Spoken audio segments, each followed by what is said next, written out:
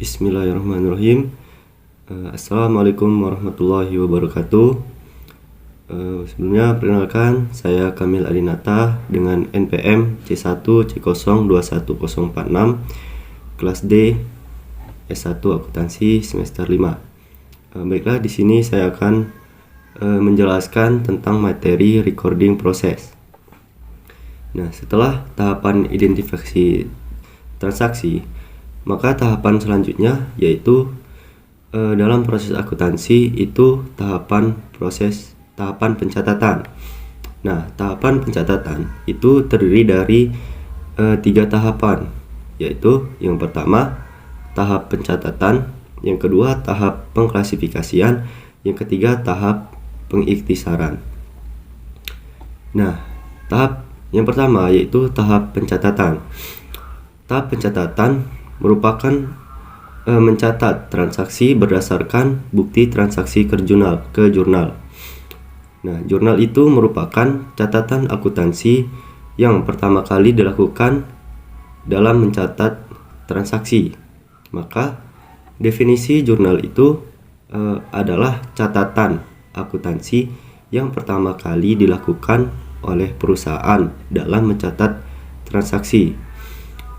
Nah, dalam mencatat jurnal itu dilakukan secara kronologis atau secara urut tanggal kejadian. Nah, seperti contoh, terdapat transaksi pada tanggal 20 Januari. Nah, itu dicatat pada jurnal terlebih dahulu daripada transaksi yang dilakukan pada tanggal 25 Januari. Nah, itulah dalam pencatatan di jurnal itu dilakukan secara kronologis atau sesuai urut tanggal kejadian. Nah, jurnal tersebut terdiri dari 2 jenis, yaitu jurnal umum dan jurnal khusus. Nah, jurnal khusus itu biasanya digunakan oleh perusahaan dagang karena perusahaan dagang itu cenderung melakukan transaksinya berulang-ulang. Jadi perusahaan dagang itu kurang cocok menggunakan jurnal umum. Jadi jurnal khusus biasanya digunakan oleh perusahaan dagang. Nah, jurnal umum itu terdiri dari ada beberapa bagian, yaitu yang pertama kolom tanggal, yang kedua keterangan atau nama akun, yang ketiga referensi atau kode akun, yang keempat kolom debit dan kredit. Nah, jika mencatat jurnal itu secara manual, maka kita tahu dalam jurnal itu ada beberapa kolom. Nah, apabila kita melakukannya atau menjurnal dengan menggunakan aplikasi, maka jurnal itu akan secara otomatis tercatat. Maka kita kolom itu tidak diketahui. Nah, jurnal khusus itu lebih efektif digunakan pada perusahaan dagang. Nah, ada beberapa jurnal khusus. Jurnal khusus itu terdiri dari jurnal penerimaan kas, jurnal penjualan, jurnal pengeluaran kas, dan jurnal pembelian. Nah, maka dari itu jurnal khusus itu cenderung lebih digunakan dalam perusahaan dagang. Yang selanjutnya yaitu tahap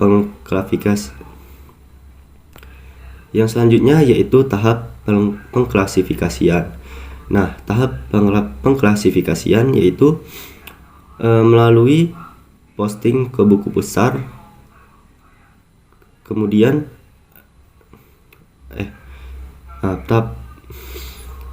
tahap pengklasifikasian yaitu memosting jurnal. Nah, Yang selanjutnya, setelah proses mencatat transaksi berdasarkan bukti transaksinya ke jurnal, selanjutnya yaitu tahap pengklasifikasian. Nah, setelah mencatat transaksi ke jurnal tadi, kemudian catatan tersebut kita posting ke buku besar. Nah,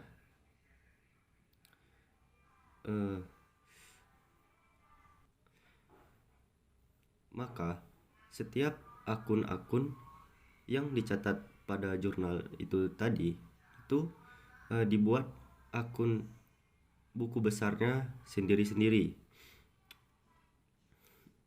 Nah, tahap pengklasifikasian itu merupakan proses memindahkan informasi dari jurnal ke buku besarnya masing-masing. Nah, kegiatan pengklasifikasian yaitu merupakan kegiatannya yaitu posting. Seperti contoh, pada satu periode itu terdapat 10 kegiatan transaksi yang mempengaruhi kas. Nah, pada kas tersebut ada 5 dalam posisi debit dan 5 lagi pada posisi kredit. Nah, pada tahap pengklasifikasian itu kita mengklasifikasikan kita membuat akun kas tersebut sendiri-sendiri. Kas yang pada posisi debit itu dibuat buku besar kas posisi debit. Nah, yang 5 lagi di posisi kredit itu dibuat buku besarnya sendiri pada yang kas pada posisi kredit. Nah, maka kegiatan tersebutlah yang disebut sebagai proses pengklasifikasian, yaitu mengklasifikasi akun yang di posisi debit dan di posisi kredit. Nah, definisi posting atau kegiatan yang dilakukan pada pengklasifikasian itu adalah proses memindahkan informasi dari jurnal ke buku besarnya masing-masing. Tahapan pencatatan yang ketiga yaitu tahap pengiktisaran. Tahap pengiktisaran yaitu menjumlahkan saldo dari setiap akun pada setiap akhir periode dan menyusunnya dalam suatu daftar yaitu neraca saldo. Nah, jadi dalam proses tahap pengiktisaran yaitu setiap akun itu dijumlahkan posisi debit dan dijumlahkan posisi kreditnya, kemudian selisihnya. Itulah jumlah saldo akun tersebut. Nah, setelah mendapatkan saldo akun tersebut, maka dibuat dalam suatu daftar yaitu yang disebut neraca saldo. Nah, neraca saldo itu adalah daftar yang memuat akun-akun beserta saldonya masing-masing pada periode tertentu. Jadi pada satu periode akun tersebut akan dijumlahkan saldonya dan kemudian disusun dalam suatu daftar yaitu disusun dalam neraca saldo. Nah, jadi itulah tahapan-tahapan proses pencatatan dalam akuntansi. Nah, setelah kita mengetahui tahapan pencatatan dalam akuntansi, nah selanjutnya kita perlu mengetahui apa itu akun. Akun itu adalah tempat untuk mencatat pengaruh dari suatu transaksi. Seperti contoh, sebuah perusahaan itu membeli ATK dan dalam nota tersebut, ATK tersebut terdiri dari kertas, pena, spidol, dan lain-lain. Maka dalam akuntansi ATK tersebut merupakan barang habis pakai atau barang yang nilai gunanya kurang dari 1 tahun.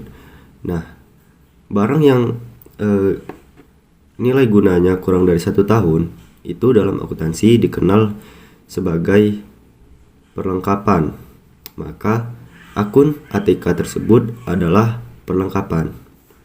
Nah, perlu kita ketahui ada 5 kelompok akun utama dalam akuntansi, yaitu akun aset, yang kedua akun liabilitas, yang ketiga akun ekuitas, yang keempat akun penghasilan, dan yang kelima akun beban.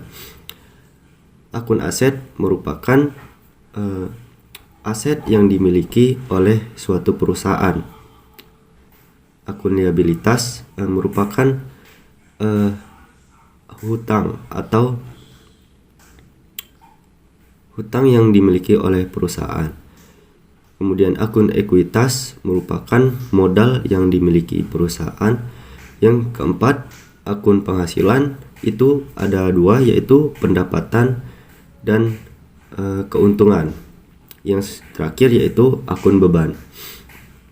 Nah, setiap kelompok akun tersebut itu memiliki memiliki bagiannya sendiri-sendiri, yaitu akan terbagi-bagi menjadi subkelompok dan setiap subkelompok tersebut memiliki akun-akun individual.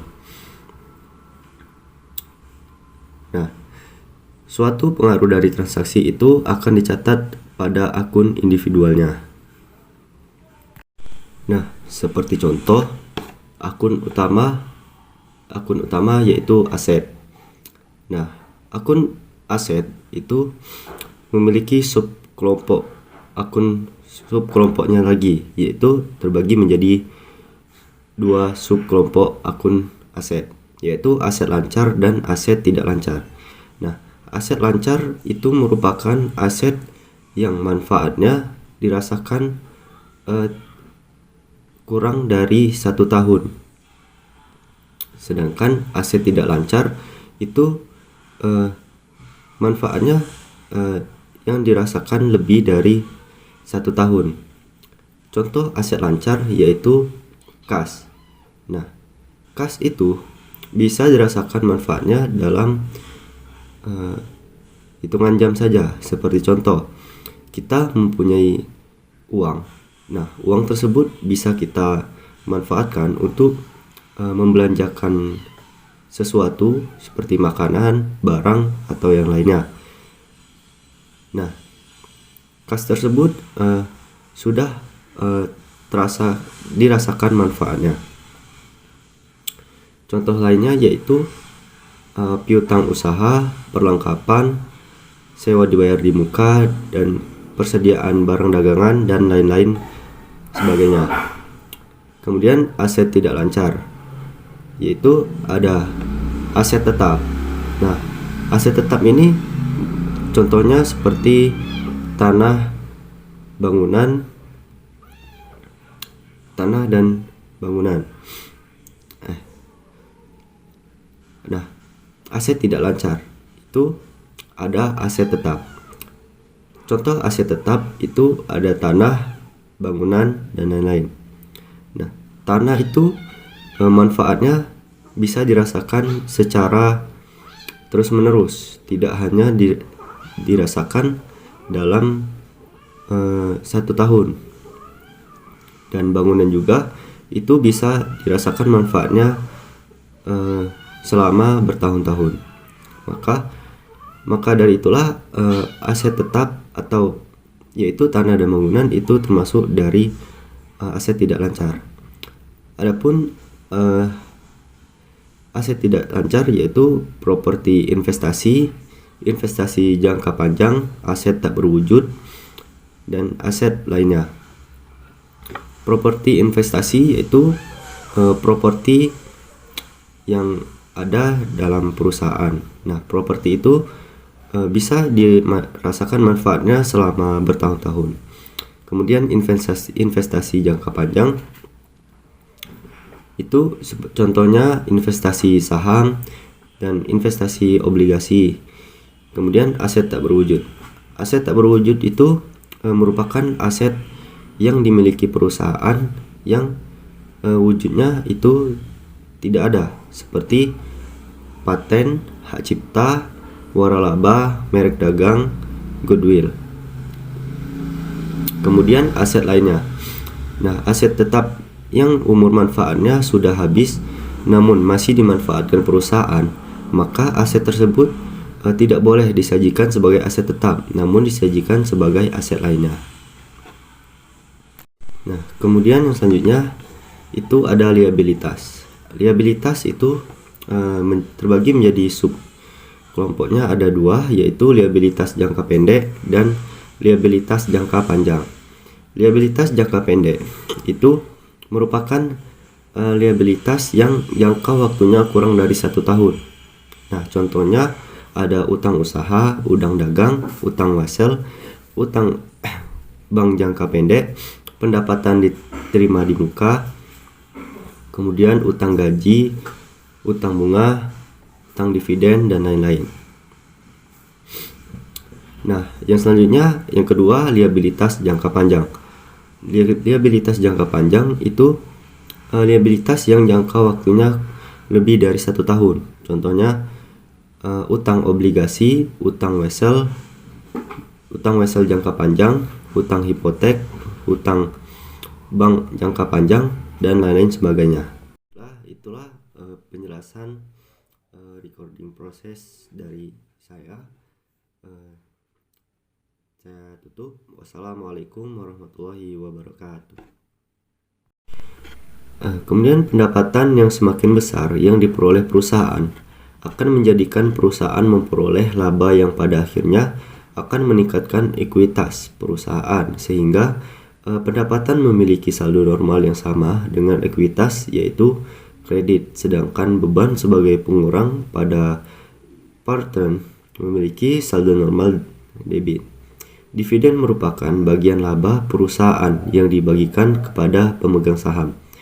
Nah, setelah mencatat transaksi dalam jurnal, langkah berikutnya adalah memposting ke buku besar. Setiap akun memiliki buku besarnya sendiri. Saldo normal itu adalah akun yang bisa bersaldo debit atau bersaldo kredit. Saldo normal merujuk pada setiap penambahan, artinya jika akun kas yang merupakan aset perusahaan memiliki saldo normal debit, maka ketika terjadi transaksi yang mengakibatkan kas perusahaan bertambah, maka akun kas akan dicatat pada jurnal pada posisi yang sama pada saldo normal. Jika terjadi pencatatan yang mengakibatkan saldo berkurang, maka dicatat pada kredit. Nah, kesimpulannya, jika kas kita bertambah, maka catat pada posisi debit. Namun, jika kas kita berkurang, maka catat pada posisi kredit. Tetapi jika catatan bersaldo normal kredit, maka pencatatan dilakukan sebaliknya. Lalu bagaimana dengan saldo normal dari akun pendapatan, beban, laba, rugi, dan dividen? Perlu diingat bahwa ekuitas perusahaan yang berbentuk perseroan itu terdiri dari modal saham dan saldo laba atau return earnings. Karena modal saham dan return earnings adalah bagian dari ekuitas, maka saldo normalnya sama dengan saldo normal ekuitas, yaitu kredit. Modal saham hanya akan berubah nilainya jika ada transaksi sehubungan dengan penerbitan saham ataupun pembelian kembali saham perusahaan yang sedang beredar atau saham treasury.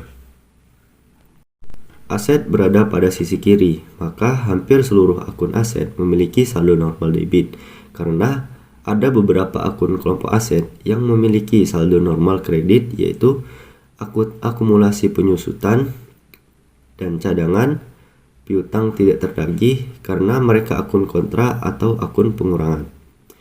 Akun kelompok liabilitas dan ekuitas berada pada sisi kanan, sehingga saldo normal dari semua akun kelompok liabilitas adalah kredit, dan akun kelompok ekuitas sebagian besar memiliki saldo normal kredit, kecuali akun dividen dan akun treasury share atau saham treasury yang bersaldo normal debit. Saldo normal akun yang bisa Selanjutnya, sistem pembukuan berpasangan. Nah, itu merupakan menjadi suatu acuan dalam proses pencatatan. Yang pertama, setiap transaksi keuangan yang terjadi akan dicatat dengan setidaknya melibatkan dua akun. Satu akun akan didebitkan dan satu akun lagi akan dikreditkan. Kemudian setelah transaksi itu dicatat dalam jurnal, maka jumlah debit dan kredit itu harus sama. Aturan debit kredit yaitu persamaan dasar akuntansi yang berlaku, yaitu aset sama dengan liabilitas ditambah ekuitas. Nah, jika ditarik garis pemisah di bawah tanda sama dengan, maka itu akan terbentuk dua sisi, yaitu sisi kiri dan sisi kanan. Sisi kiri itu debit dan sisi kanan itu adalah kredit. Nah, yang berarti aset berada pada sisi kiri dan liabilitas ditambah ekuitas berada pada sisi kanan. Nah, apabila terjadi transaksi yang terjadi pada kedua akun dari sisi yang sama, maka satu akun bertambah dan satu akun lagi berkurang. Kemudian ketika kita menggunakan daftar akun, misal akun mesin cetak, maka dicatat. Tetapi kalau di perusahaan kita tidak memiliki daftar mesin cetak, maka akun yang paling dekat dengan mesin cetak tersebut adalah akun equipment atau peralatan. Nah, ketika menggunakan perlengkapan itu salah karena mesin cetak itu merupakan suatu barang yang tidak habis pakai. Maka mesin cetak atau akun peralatan itu bagian dari aset tidak lancar karena memberikan manfaat pada perusahaan lebih dari 1 tahun. Nah, satu akun lagi yaitu cash. Jadi setiap terjadi transaksi pasti itu melibatkan dua akun. Kemudian bentuk paling sederhana dari akun itu adalah seperti huruf T atau dikenal akun T. Jadi setiap akun itu mempunyai dua sisi. Sisi kiri disebut sebagai debit dan sisi kanan itu disebut sebagai sisi kredit. Pada setiap akhir periode, akun-akun itu akan dihitung berapa saldonya dengan cara menghitung selisih antara jumlah pada sisi debit dan dengan jumlah pada sisi kredit. Contohnya yaitu jika akun kas itu jumlah sisi debit sebesar $100 dan kemudian jumlah sisi kredit sebesar $80, maka akun kas itu bersaldo debit sebesar $20. Itulah penjelasan recording proses dari saya. Saya tutup. Wassalamualaikum warahmatullahi wabarakatuh.